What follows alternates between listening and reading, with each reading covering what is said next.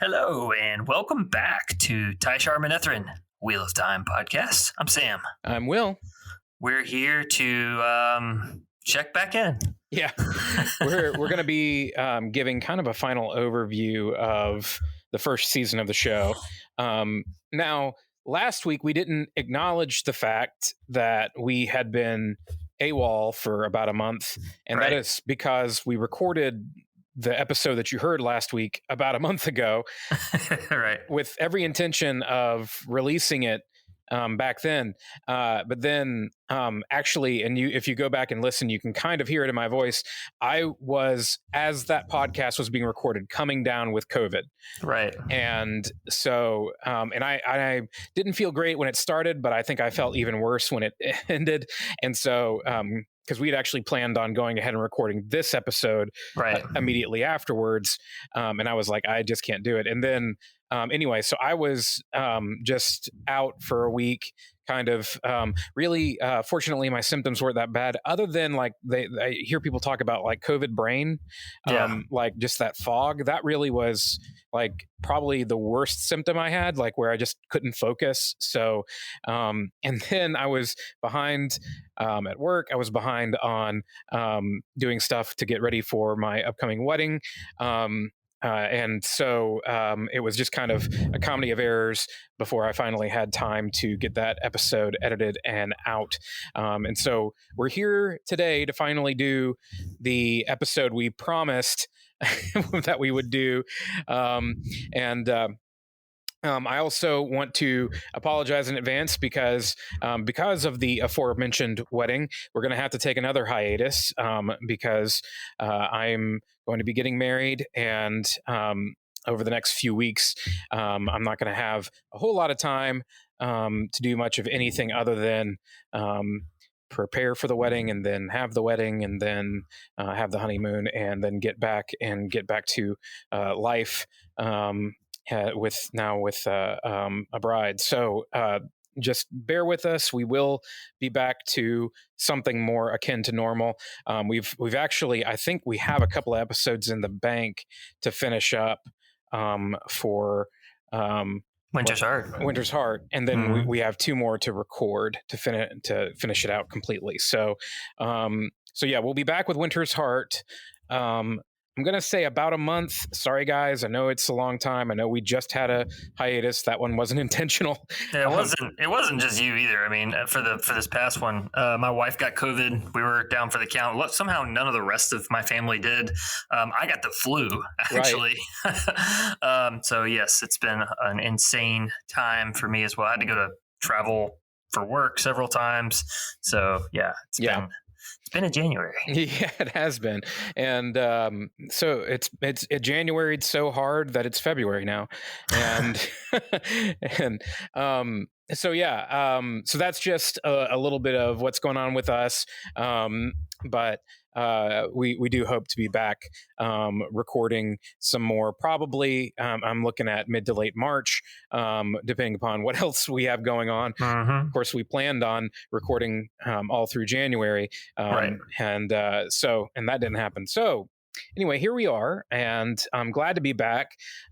This is probably not going to be a super long episode, but I wanted to check in to give you guys an update on everything with us, for one thing.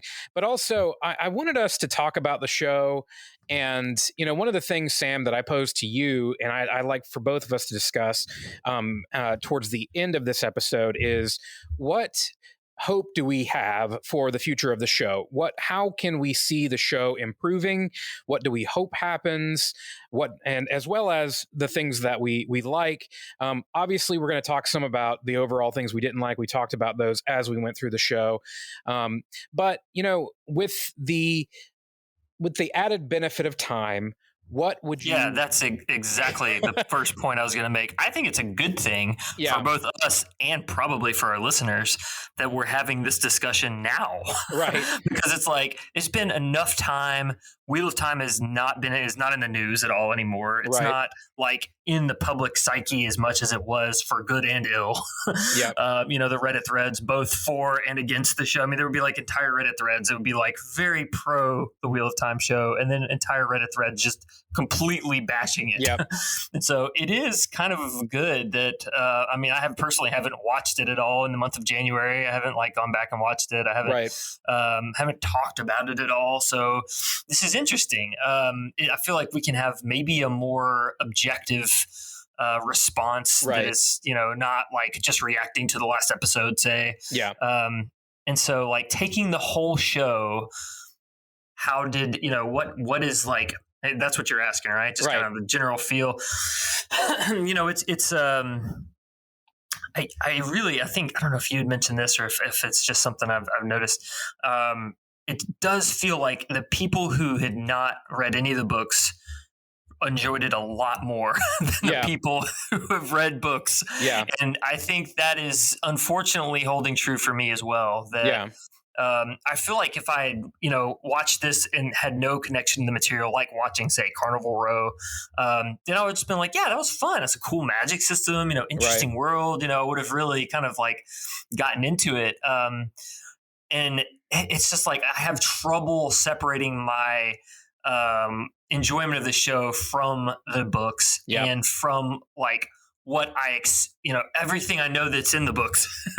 And so I come away hoping for more out of season 2 more than anything else, I think. Yeah. I mean, unsurprisingly, we're very much the same on this. I had a lot of things I like about the first season, and we'll talk about some of those. Yeah. Oh, absolutely. Yeah. Me too. I mean, we both did. And so I don't want to sound like we're bashing it. I don't think either of us want to. I think the main takeaway, though, I completely agree with you. Overall, I wanted more from the show that I didn't get. I got a little bit disappointed in the overall scope of it, and scope is a good word to invoke, I think. It couldn't decide on scope very well, or pacing. To be fair, of course, and we'll mention this probably several times, there are some things that I'm sure were the direct result of the COVID-19 pandemic. Including, I was going to say, and Barney Harris, but Barney Harris probably was in part because of COVID as well. Yeah. So that's true. So they were sort of playing with one hand tied behind their back, so to speak, the writers, the producers, the whole cast and crew, really. I feel like they ran into what a lot of different people in different situations, like whether you're a boss at just a regular job and say you made some big decision right at the start of 2020 that was kind of controversial. Then you go into 2020 and the pandemic hits. Suddenly, on top of this controversial decision you've made, you have to deal with all the ramifications of the pandemic on top of that, which makes whatever decision you made look even worse, whether or not it was truly the wrong decision. I feel like there's some of that maybe. Yeah, sure. Like that they had already started off slightly off course, and maybe it wouldn't have been as big of a deal if they hadn't had to deal with the challenges of COVID. Yeah, I like that. And I mean, that's me trying to be positive about it. I do want to be honest and say there are several things I straight up don't like about the show so far. I don't like the like if we had to say like, favorite and least favorite cast member, my least favorite cast member is the writer's room. That's interesting, because as I was proposing some of those questions to you, I was trying to think like, do I have a least favorite? And I don't.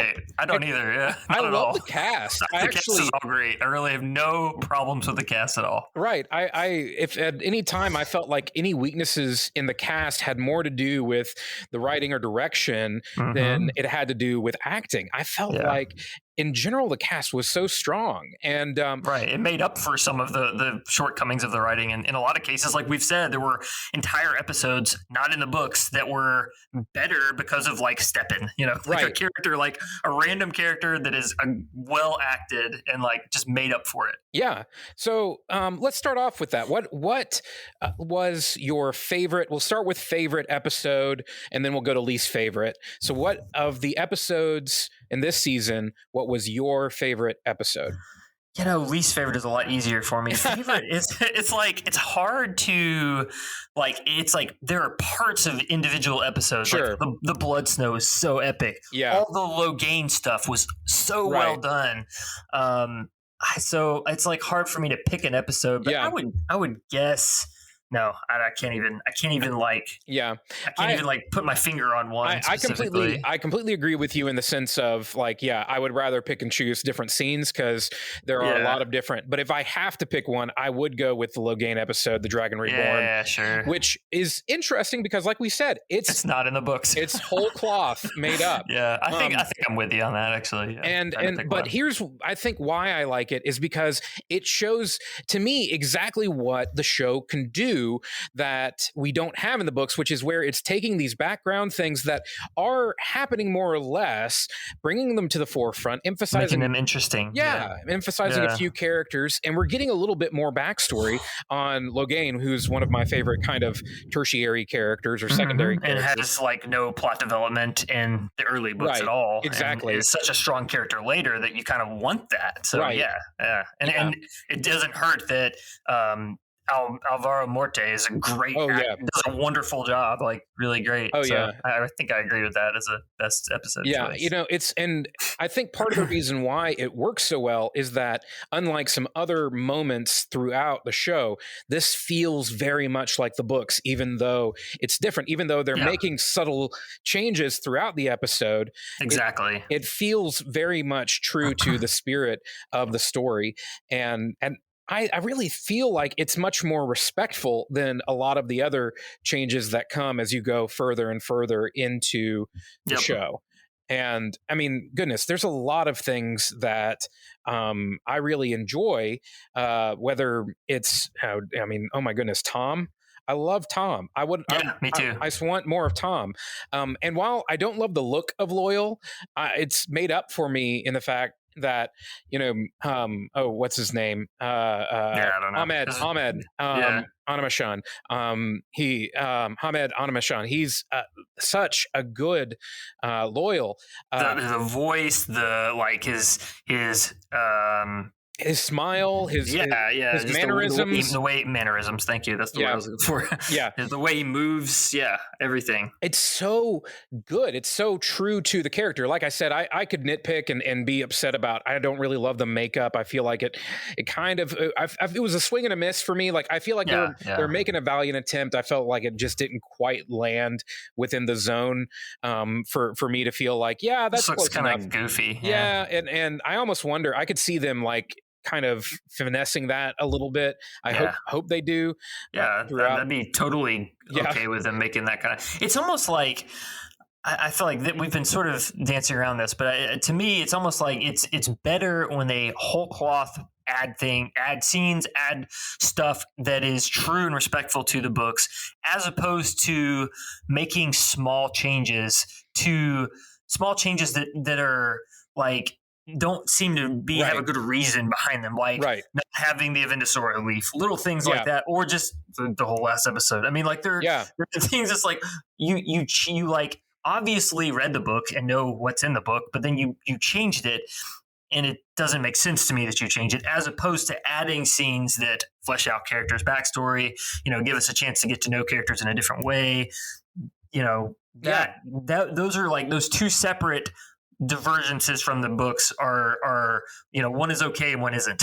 Hard agree. I mean, like completely agree with you, because I feel like when they go off the map, they're actually taking closer. They're being careful. Yes, they're taking closer watch over the material to say, like, is this something this character would do? Is this how they would act? Exactly. Yeah. Whereas when they just choose to make a change, it's like they just flip a switch and say, we're just going to do this. It's jarring. Yeah. Right.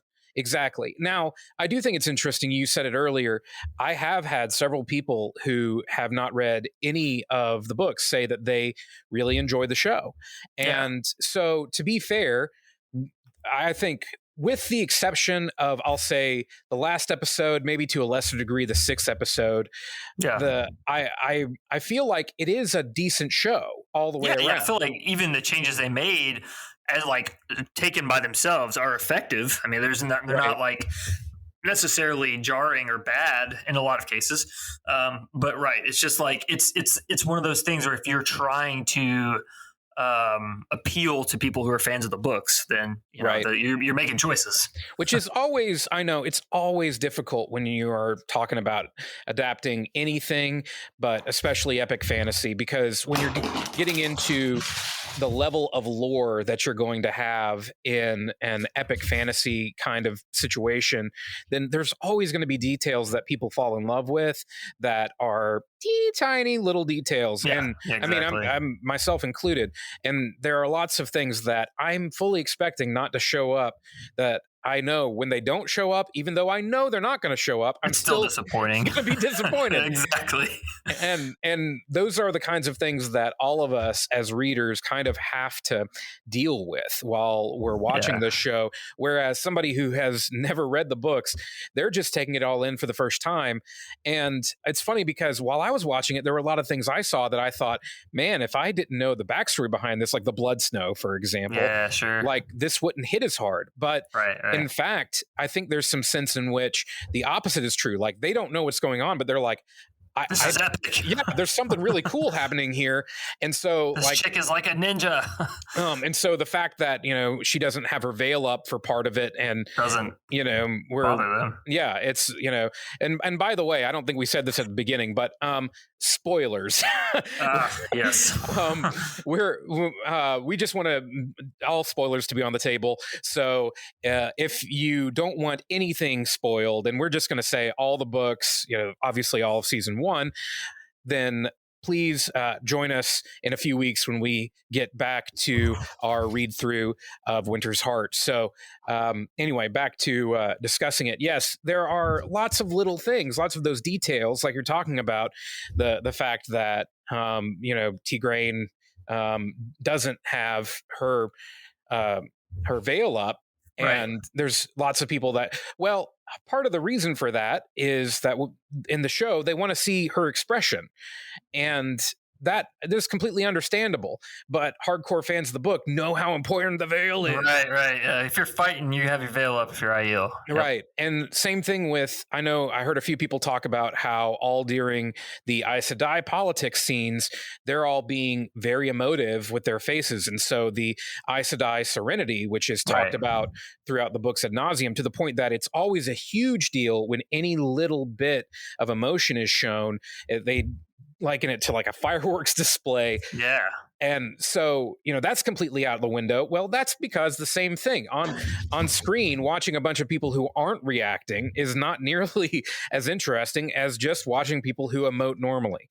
And so while those are the kinds of details that book lovers can get like, but this is the way that you can kind of understand. At the same time, it doesn't make it easier to separate yourselves when it's like a detail that you're like, but that's the way or this is the way this rule and the magic and this thing and that, and because there's all of those little things. And so because they're coming at you at kind of a breakneck pace, because there are so many things. And then of course the domino effect, and we've talked about that. Yeah. What's going to happen, a season down the road based on this change they made, they're getting further and further afield of the books. Right. And I mean, and the pacing is definitely, I think you said something about that. I mean, really, I think a common thing you hear is that if they'd had 1 or 2 more episodes, things could have gone just a little bit better. They might not have had to go so far afield in some cases. Right. Yeah, it would be interesting to know if Rafe had gotten, I think he had originally asked for 10 at one point, or maybe during production even had asked to expand it to 10 is the rumor. And Right. and if he had gotten that, it'd be curious to see how different the show would have looked because of that. And also, of course, as we said, COVID, no doubt, on the last episode had the biggest impact. Now, speaking of the last episode, what was your least favorite episode? Yes, that would be the last episode. and probably, if anyone listened to our last podcast episode, probably got that. I think I probably was pretty negative in that one, maybe more so than I intended to be. But yeah, I was just downright disappointed by the way the show ended. I mean, goodness. And the more that stuff has come out, it's more and more clear that there were big things that had to be changed because of COVID. I know, for example, there were a bunch of actors who were slated to be Trollocs again in the final episode. Oh, wow. That's interesting. Just were not able to come back because of COVID protocols. And so that's part of the reason why the last battle is so disappointing, is because it's just not real people, and you can just tell it. I mean, I think I heard somebody call it Xbox 360 graphics, or I might have said that. I can't remember. It looks rough, you know. That's like Justice League, and they were talking about Steppenwolf looking like a PlayStation 2 villain. And so I want to be fair, while at the same time looking at it going, you know, if they had started off a little stronger, I think some of this stuff at the end would have been forgivable. So. Yeah, and it wasn't just like COVID related. I mean, there's definite plot points in there, like the fact that you can get burnt out if you're linked. That one really made me angry. I mean, the magic system in Wheel of Time for fans it's kind of I'd say it's like the most sacred cow. It's like the thing that draws people in is like how, I mean, it's Jordan was one of the first high fantasy authors to make this like a hard magic system with consistent rules, and like laid the groundwork for a lot of other fantasy that did, and not to say he was the only one who was doing that at the time, but he really, Brandon Sanderson has certainly said that that Jordan inspired him to write fantasy with hard magic systems with consistent rules, and so to just sort of like say, oh, that's not the way it is. We're doing something different. Is like, come on, man. And again, it's the domino effect, because then the thing that is so beautiful about Jordan's magic system, and you know, we've talked about a handful of places where maybe it was less consistent, or things where it's like, well, maybe he didn't have this figured out, but for the most part, like, he's astonishingly consistent over like a door frame height worth of pages or whatever. Exactly. Stack the books up and it's almost as tall as I am. Whereas I feel like they're setting themselves up for a lack of consistency if they get down the road and they realize, oh, there was a reason why he had this rule in place and this worked this way, because later on, then they're going to have to either explain or just ignore. And I suspect they'll probably opt to ignore. Like, I wonder if the whole burning out thing, I even wonder if that could be in part like due to some kind of COVID thing. If the people like who were going to be playing those other characters, if they them dying was like a result of having to have them be written off or something. I don't know. I'm trying to be generous with that, but I agree with you. Of course, I think it was not a good choice, and of course the whole business of having it basically look like Nynaeve dies. Yeah, whether or not that's supposed Egwene's to, like, supposed sort of brings her back. Yeah, that's like explicitly denied as being possible in the books. I mean, like when Rand has Kalendor and tries to bring the servant girl back to life. Like, come on, right? And it's kind of a major point that it is not possible to heal somebody when they are for sure dead and gone. And so to me, either they need to make it clear that Nynaeve was still alive, like show her breathing, or they needed to say something to indicate how this was possible. And also we have a lot of, just in general, I mean, that is one example of different times where, somewhat early on, you have people doing somewhat kind of complex things. Now, well, I'll just say there's really only one other time that I'm thinking of, and that's when Nynaeve just explodes and heals everybody in the room, which is a great scene. It's a cool scene. Yeah, super cool scene. It's though the more I thought about it, the more I'm like, that's going to be problematic, because it is going to be kind of like, well, why doesn't she just go do that all the time? Yeah, Super Saiyan and AoE healing, right? And yeah, and so you can argue, okay, well, she did it on accident, but we are gonna wonder later on, like, you don't see even in the later books, Nynaeve having this ability to heal just an enormous group of people all at once. I'm not saying she couldn't, but that is the kind of thing that later on I could see them saying, well, why doesn't she just pull that trick again now that she's leveled up a bit? Seems like she should be able to, just need to have Lan get his throat cut more often. Right. Yeah. Just Super Saiyan. Right. Exactly. And, maybe she just hadn't saved up her mana enough to, or whatever. Hasn't been buffed correctly. Right. Yeah. I remember my buddy used to play in 8th grade, Asheron's Call. It was like pre-WoW, it was like EverQuest. Yeah. Oh yeah. And I remember you would go into town and there would be certain classes that could buff other classes. So he would message will you buff me +3? And somebody didn't understand what a buff was and said, something very profane about anyway. Yes, that's exactly what we're talking about here. I think there are a lot of things about that last episode that I don't like, and it's probably my least favorite episode, but the first one's also not good. Yeah. My second least favorite episode is 6, followed by the first episode. Yeah. 6 is also, I tend to forget about 6 because. Yeah, I think 6's worst sin is that you kind of want to forget about it after it's done. It's like... Yeah, the whole... Oh, gosh. Now, I started reading the synopsis again. Moraine and Swan and all that weirdness. Okay, that one's also bad. And, I know there's some people who are going to look at it and say, okay, yeah, but representation and everything. Yes, and I don't want to be seeming to be against that. I think... No, right, exactly. I don't either. But it's just this is not the right way to go about it. Well, I feel like there are so many good things about the way that Moraine and Swan's relationship was in the book that is... I agree. And Moraine herself just being so driven, exactly, at the exclusion of all else, to find the Dragon Reborn and get him to the final battle, the last battle, that.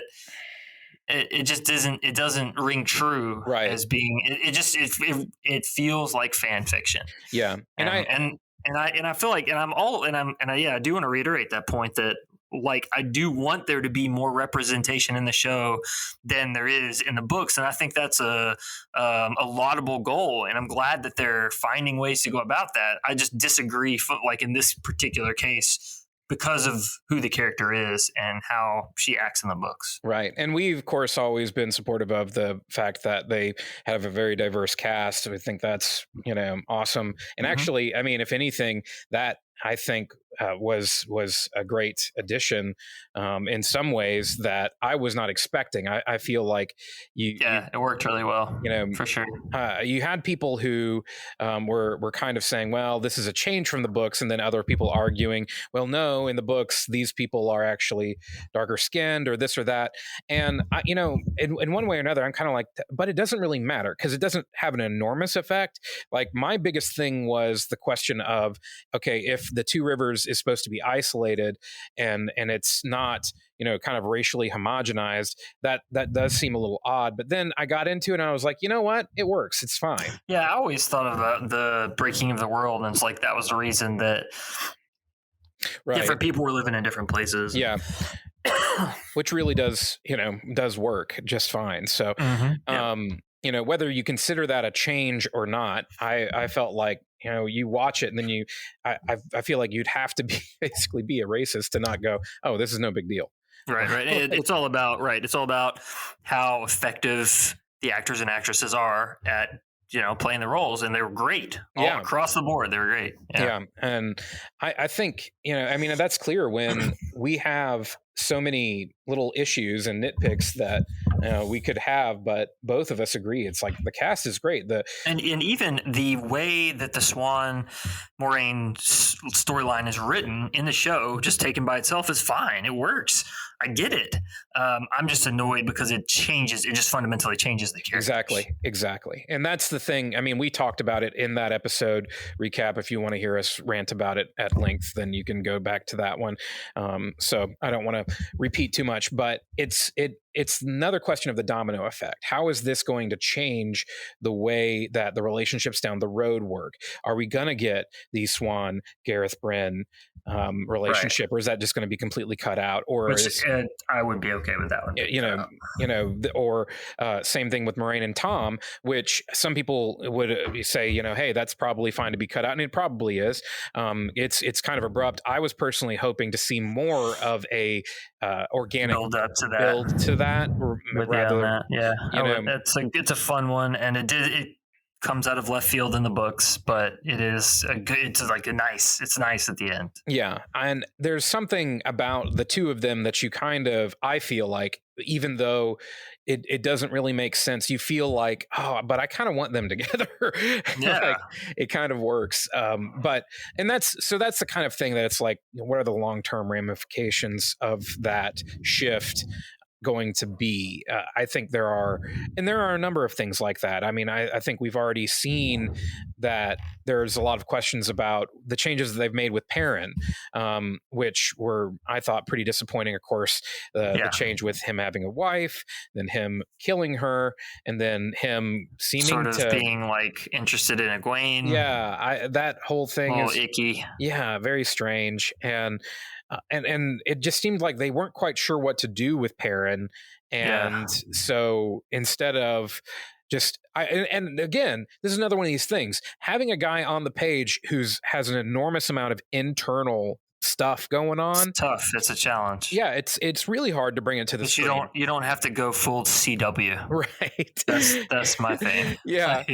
There's a couple of scenes where like I just want to get up and walk away. I feel like I'm watching The Flash or Arrow at this point. I don't know. There was just and it's difficult for me because I love Perrin so much in the books, and I feel like they weren't really willing to give us time to fall in love with the characters over multiple seasons. Like just let him be kind of stolid and not show a lot of emotion at first. Like, you've got other characters doing that. Like, you don't have to. And I mean, and in that sense, he could be more of an everyman than he is, and just kind of be caught up in this. I feel like that would have been fine. Yeah, I feel like by emphasizing the little stories with the way that they did with Matt's family, and then with Perrin's wife, and then kind of underemphasizing Rand to kind of be a misdirect a little bit. Yeah, they really went all in on this, like, hiding who the Dragon Reborn is, and that I think is a big reason why some of these problems exist. Right. It's just not a thing in the book, obviously. Right. And so, like, the fact that you're having to make changes strictly in the name of playing the game, who's the Dragon Reborn, is. Yeah, it wasn't worth it, fellas. Frankly, it wasn't worth it. Yeah. I want to shift a little bit and talk about kind of hope for the future. Sure. Because I think we've pretty much aired out in general season 1. So quick question before we go into this. I know they've written it. Have they filmed it already? Season 2? I think they've wrapped filming on it. I could be wrong. Yeah, so they probably had filmed. Yeah. Before season 1 landed. So, so we have no idea. So in terms of reacting to popular opinion, probably not much unless they're doing some reshoots, which could happen, I suppose. Well, I think it's not at all unlikely that they could go back and say, you know what, this really didn't work out, or more things as a result of COVID. Hey, we need to pause and kind of rethink this as we look forward to future seasons. So I don't think it's completely out of the question for them to potentially go back and add some things, change some things, mix up some things. Obviously, they had to kind of do some work on the fly for the first season in the midst of everything. Right. So they're not they're not incapable of it. Let's just, for the sake of argument, imagine though that they're listening to this podcast, right, and what would we say to them to say, like, okay, season 1, it's done. You got what you got. We liked what we liked. We didn't like what we didn't like. But moving forward, what would we like to see in terms of the second season and beyond? I think you kind of have an opportunity, right, with Barney leaving and getting whatever his name is, the new Matt. Finn Jones? Donald Finn, maybe. Donald Finn. Sorry. Yeah. So, like, you can almost think about it as it's a season 2 is another turn in the wheel too. Yeah. I mean, so you don't go too crazy with that, but right. I mean, it's a chance you could. I don't really want them to rethink Matt's character. Frankly, I think they're doing a pretty good job there. But maybe Perrin, as we've just discussed, maybe just throw some of that stuff away and get back to basics with Perrin. Rand, I don't know. I mean, I think they're being somewhat true to him, but he's really annoying at times. Yeah. Rand is a tough one because he's annoying in the book too. Yeah, he is kind of an irritating guy. Kind of edgelord, yeah. You have to kind of figure out, how do you make him likable, even though he is. I mean, because he is essentially he's a teenager, 20-something, whatever, with the weight of the world on his shoulders. So yeah, I could understand him being a little whiny about that at first and not knowing what to do. One of the things that will be interesting to see as they're going forward is Rand, by the end of the 7th episode, has completely accepted that he is the Dragon Reborn. Right. That took like 3 books in the in the series. And so you don't have a lot of the kind of tension that you have in the 2nd and 3rd book, where particularly in the 2nd. Right. He's resisting. He's actively resisting the idea that he's the Dragon Reborn. Yeah. And then in the 3rd, he's actively kind of running away from it at first, it seems like. And you probably still could have some of that. Like, he's accepted it, but he could still want to run away from it, especially because he could be of the mind, well, we already did that. We already played this game. I'm done. I did what you asked me to do. Now leave me alone. I mean, because he leaves at the end of first season and has believed he's killed the Dark One. So when he gets the memo that he hasn't, then you could certainly still have some of that tension, at least.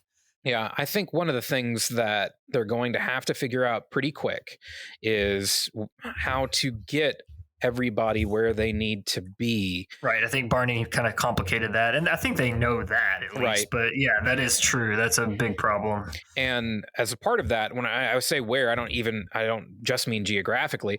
You also have the whole thing characters of being together. Right. You also have like Moraine and her semi-stilling / being that was a strange choice. What in the world? I feel like they have to have some plan for that, where maybe they realized as they were writing season 2 even, or because I know that they were kind of brainstorming season 2 before they had wrapped on season 1, that there is sometimes a bit of a, well, if Moraine can just do X, Y, and Z. Sure. Right. The eagles flying to and so the Rings, sure. they intentionally give a in-story reason for her to get nerfed, so that the whole time you're not sitting there going, but why doesn't Moraine just do this one thing that she did in the first season? Or she does seem a lot more powerful than she is in the books at this point, like how she just kind of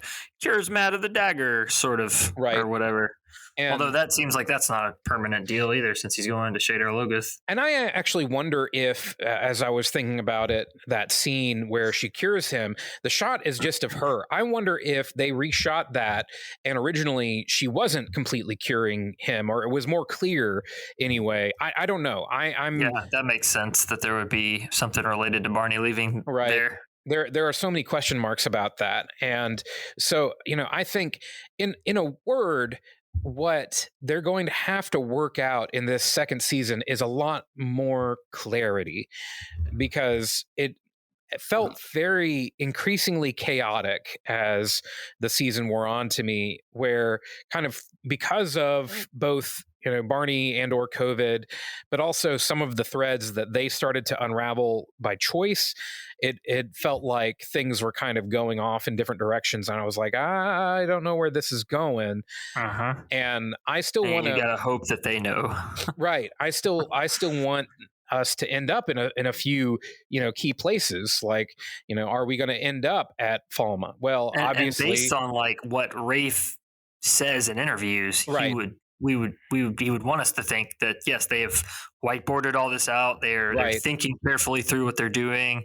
But yeah, when you like you said, the ripple effects, the further you get away from a change, you have to keep that change in mind every step of the way from then on. Right. And every time that character you changed, he does something, you have to think, oh, did my change affect the way that this scene plays out? Yeah, exactly. I mean, one of the things, is, are we going to have Matt blowing the horn in Falma at the end of this, or somewhere in the middle of this coming season? That's an epic scene. You and I both love that scene. They better have that scene. I know, they better. And there obviously is a big domino effect for the way that the horn works and Matt's relationship to it. Even, I mean, things like Matt's relationship to Brigitte later on. That's true. It's very different with him being the hornblower, right? And it's more meaningful, right? In a way. Yeah, she recognized him in part because of his role, and so to me, those are the kinds of things that it's like at this point, Matt is nowhere near the horn. Right. You could see them trying to take the easy way out and be like, well, maybe Perrin will, right? Because clearly Perrin took Matt's place in several of these scenes, and especially the last episode, right? And so I'm hoping that they just kind of ignore that a little bit and try to course correct back to the way that they intended. And I could have sworn I read somewhere that they said, oh yeah, we need to get people to the right places. Someone's maybe Rafe. I don't know. Well, and that's that is definitely true. I mean, we know that there were changes made because of Barney, so that's one that we keep on coming back to, and that's one that we know will go. I think that with this set of actors, and I think there's a lot of good ideas that have been put out there.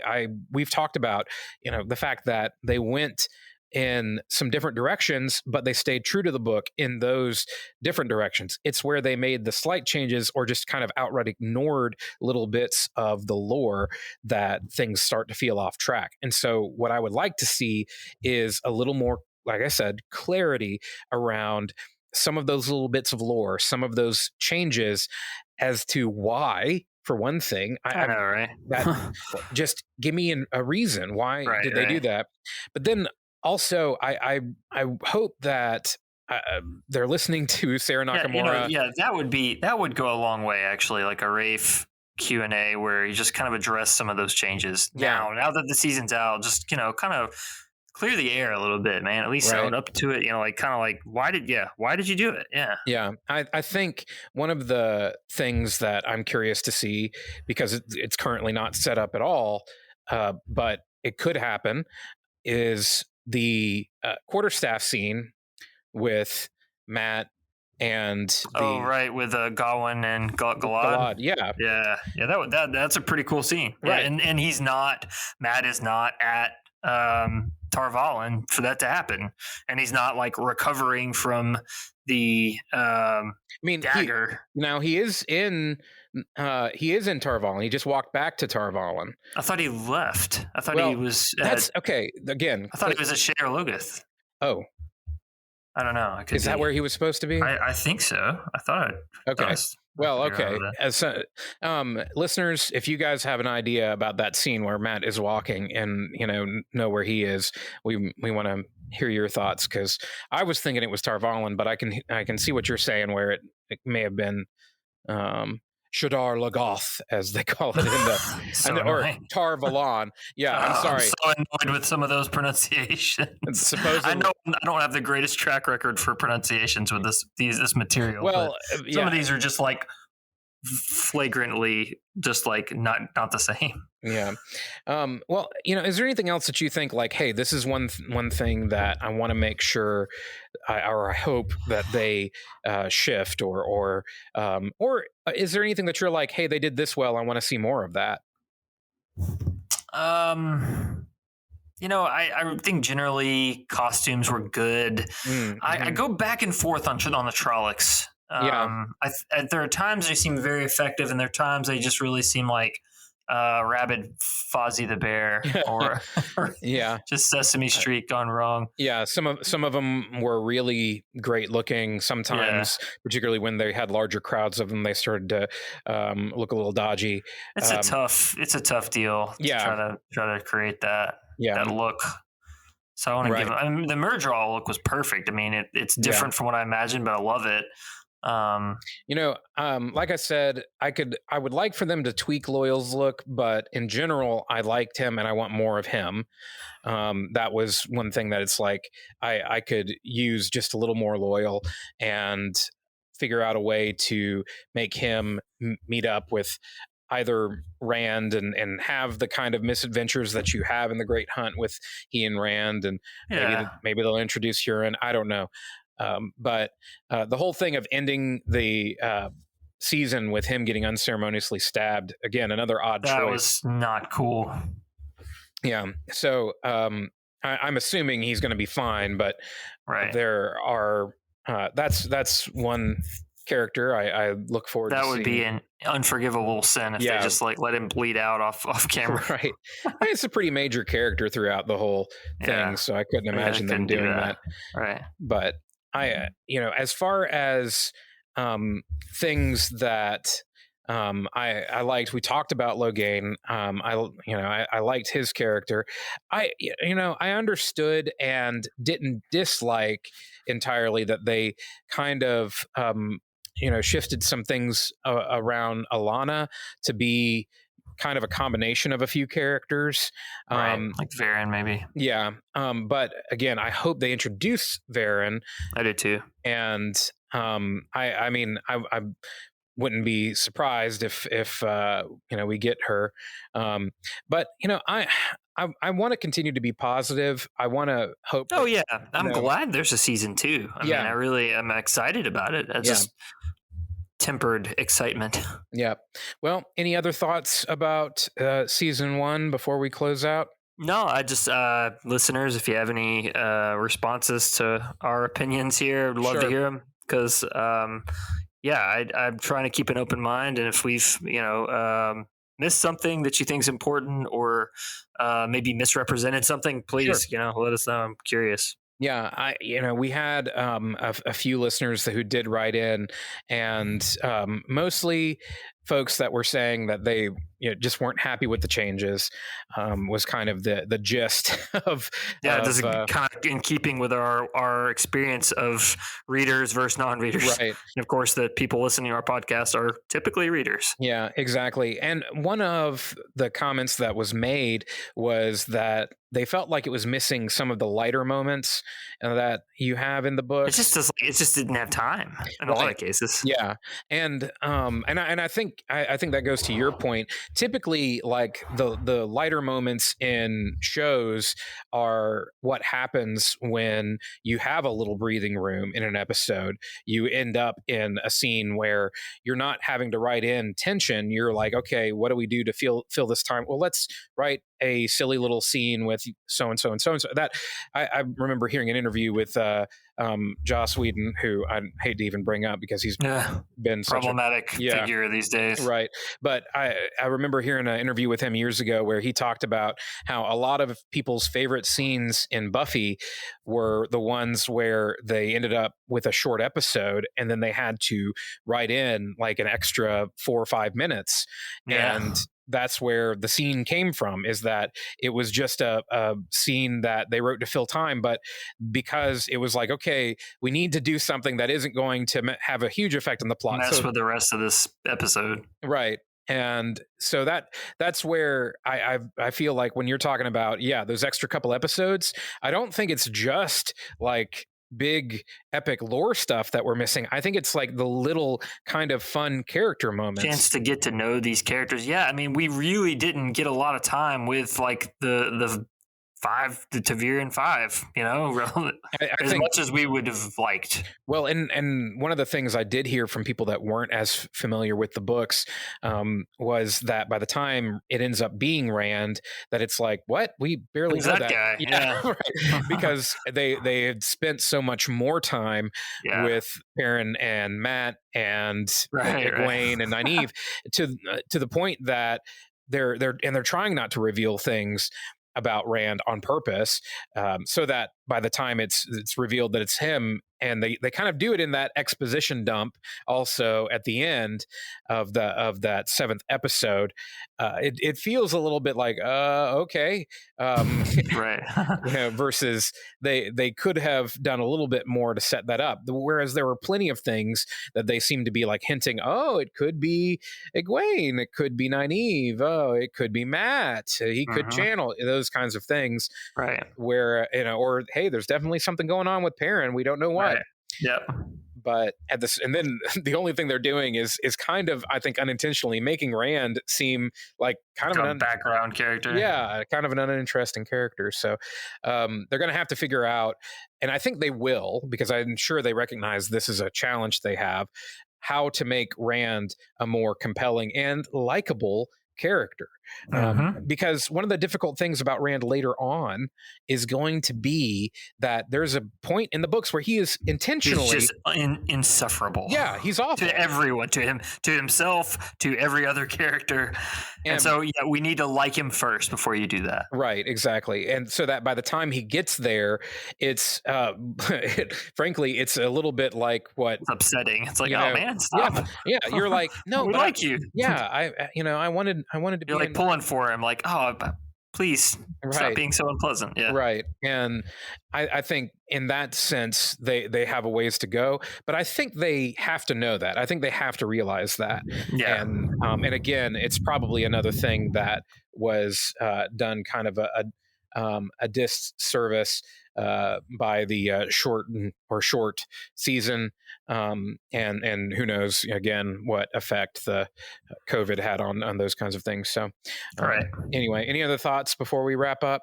Nope, I think we covered it all. Okay. Well. Thanks for listening, guys. I know it's been a while, and I know we've kind of been off the radar for a little bit.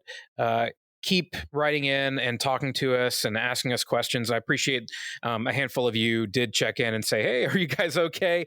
Yeah, that's true. I think I saw one of those messages. Yeah. And yes, we are okay. Thank you for checking in. And we really appreciate y'all now and always. And we are looking forward to seeing what happens in the 2nd season. And we're also looking forward to getting back to reviewing the books. So definitely. I appreciate y'all sticking with us. You can always visit tsmpodcast.com and fill out our contact form. And we'll do better about getting back with you than we have in the past month. Find us on the socials, Podcast TSM. You can write in, send us a message. Again, that's always appreciated. And you can always support the podcast by going to our website and clicking the little donate button there. That helps us keeps the lights on and keep the ice cream from melting. So we appreciate that. And until next time, Tai'Shar Manetheren.